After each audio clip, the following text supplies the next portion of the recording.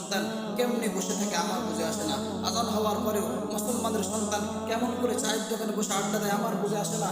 আজান হওয়ার পরেও মুসলমানের সন্তান কেমনে টিভি, সিডি, ভিসিআর, ফেসবুক, ইন্টারনেটে ঢুকে থাকে আমার বুঝে আসে না। তুমি কি এটা জানো না?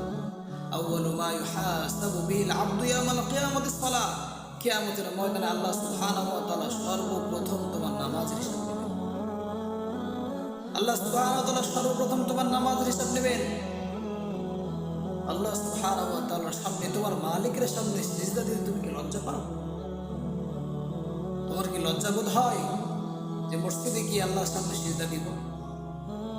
আহা, তুমি কি জানো না 24টা ঘন্টা যে আল্লাহ সুবহানাহু ওয়া তাআলা তোমাকে অক্সিজেন দিয়ে আল্লাহর জমিনে বাঁচিয়ে রেখেছেন। আল্লাহ সুবহানাহু ওয়া তাআলা যাবতীয় রিজিকের ব্যবস্থা তোমার করে দিচ্ছেন।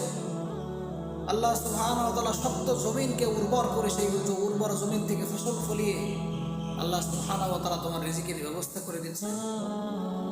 আর সেই মালিকের সামনে একটু সিজদা দিবা, সেই সিজদা দেওয়ার সময়ও তোমার হয় না। আরে কপাল পোড়া মুসলমান।